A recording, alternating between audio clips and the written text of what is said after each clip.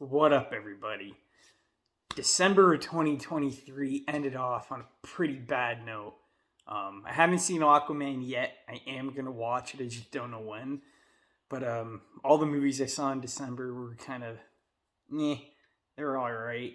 And Ferrari was like the last one I saw. That did not end the month well. Yesterday I did see Monty Python for their 40 something year anniversary. That was hilarious. I had a great time, but I mean, that's not a new movie. I'm talking about new movies. And January started off with The Beekeeper with Jason Statham. All I wanted going into this was just a stupid fun action movie. And I got a lot more than that. I was very, very surprised at how good this movie was. Little backstory, I guess. I have been a fan of Jason Statham since, I think the first movie I saw with him was Crank. It was Crank. When Crank came out on TV, I wasn't old enough to watch it. I was like 12 or 13 at the time. And they would always have a marathon. It was the first one, just for a while. And then they would have the second one after the first one. And I would always watch them back to back. Watched those movies probably a good 5-6 times, just the both of them. And I remember watching the first one and being like, this movie's fucking awesome. And then they made a second one. I'm like, the first one ended so good.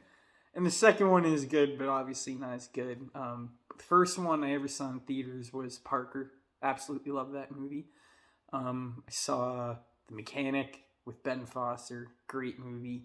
The Expendables movies, I've never been, too, fanboyish about them. But, they're a good time. I think Jason Statham's solo movies, when it's just him, is a lot better. I think he's underutilized in The Expendables. I haven't seen the new one, though. But, yeah. Homefront, that's the other one I was thinking of. So many of his movies are just so goddamn good. Yes, his character might not have, a lot of depth and a lot of emotion. But for us guys that just want a kick-ass movie, almost 99% of the time, this man delivers. The only movie I haven't seen with him, action-wise, is The Meg. Let me know in the comments if that's worth watching. I have not seen either of them. But every time he's in a movie, just him, I don't care. I don't even need to watch the trailer. I'm all in. And when I saw the trailer for this a couple of months ago, I was like, great. A cheesy action movie with him? This is what I want. So, not high expectations from a character perspective, which you don't really get in this movie. His character is very caring of certain people, and he gets revenge on them. He's basically a hitman. It's not really a spoiler. It's kind of self-explanatory. It's every movie he does. But what this movie does different is they make him a beekeeper, which is basically a code name for a hitman that works for the government, kills people off the books, and that's basically what he does. And on the side, he actually has a bee colony that he takes care of, and uses the honey and all that kind of stuff. And I'm not gonna say what happens at the beginning of the movie to set up the plot. The first 10 minutes, I knew what the plot was gonna be just by what was happening. So, none of these movies don't have a complex storyline. But for a simple storyline, they did a really good job. There's not really any, big major twists, I would say. There is one, I would call it a twist, but it's not oh my god! It's just kind of okay, so it wasn't that big of a deal. But, acting-wise, really good. Josh Hutcherson is in this. He plays, a piece of shit, I almost ruined it. Fuck. His character, you'll see when you see the movie. He's just a POS. Jeremy Irons is in this movie as one of the villains. Terrific job. Fucking kills it in every movie he's in. Killed it as Alfred, by the way. I loved him. Who else? I thought there was someone else in this movie. The girl that works in the FBI. I think I've seen her in a movie. I can't remember her name, though. Anyways, the movie is really fast paced. It does have a bit slow moments, but it's for build up, so it's all it's nice to have. It's not constant action like John Wick 4, which did have a story, which did have build up, but like the action scenes in that movie compared to this movie was so much more creative in my opinion. I do like John Wick 4. I don't think it's a bad movie, but the first time I saw it, I was pissed off because 90% of that movie is him just killing people with pistols. Not really any creative kills like the movies before it did. Like John Wick 2 has the most creative kills in the whole series, I would say. That's just my taste. Obviously, the rest of them are good movies, but I think the second one really takes the cake in variety. And the fourth one, it just felt like pistols. He gets a shotgun for a while, but it just felt like they were running out of ideas. And Jason Statham, every fucking movie I see this guy in, he's doing his own stunts. He does his own car chases, and his like technical ability to put shit together, just random things you would never think about, and it just catches you instantly.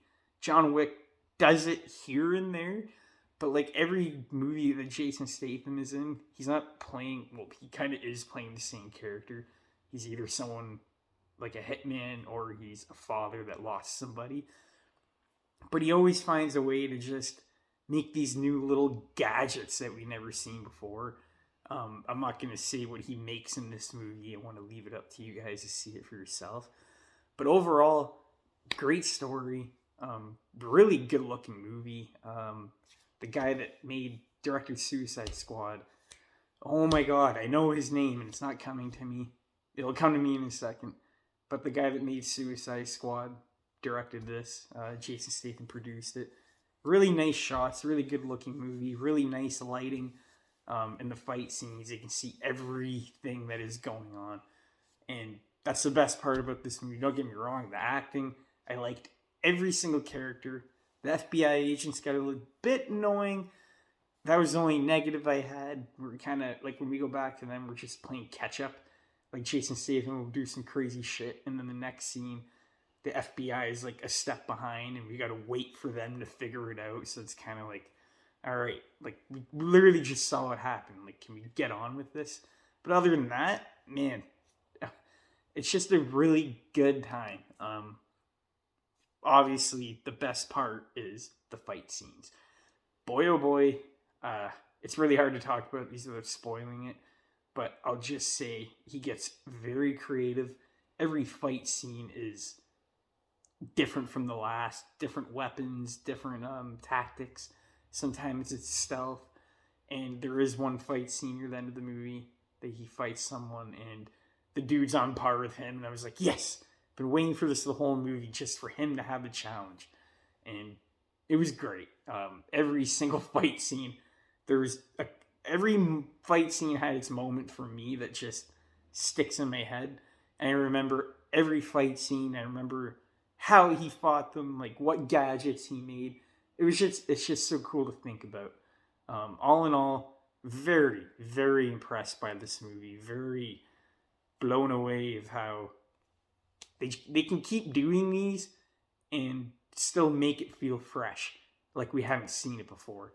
And these past couple years, I feel like the movie industry is kind of lacking on just, those strong male leads. I'm not being sexist, but we have had a lot of, movies with women as the badass. And I don't mind that whatsoever. I'm all good for it. But I'm a guy, and I want to see a guy kick ass.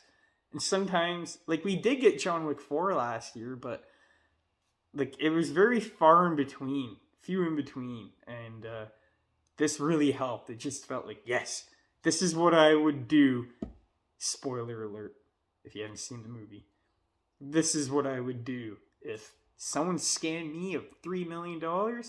I don't know if I would, go that far, but I would be pissed, and I see where you're coming from. If I got fucking scammed that much money, by the way, I have been scammed. It is not fun. So, like, instantly at the beginning of the movie, I was like, fuck yes, that's what I would do. And it was just really funny. All in all, thank you to the people that made this movie. Please support it. Go see it in the theaters. The cinematography, Um, Everything else, like the sound effects, just the kills, man. It's so worth it seeing in the theater. I will give Beekeeper a 9 out of 10. Almost perfect, but at the end of the day, it is just a cheesy action movie. Really, really enjoyed myself. Thank you guys for watching, and I'll talk to you tomorrow. Peace out.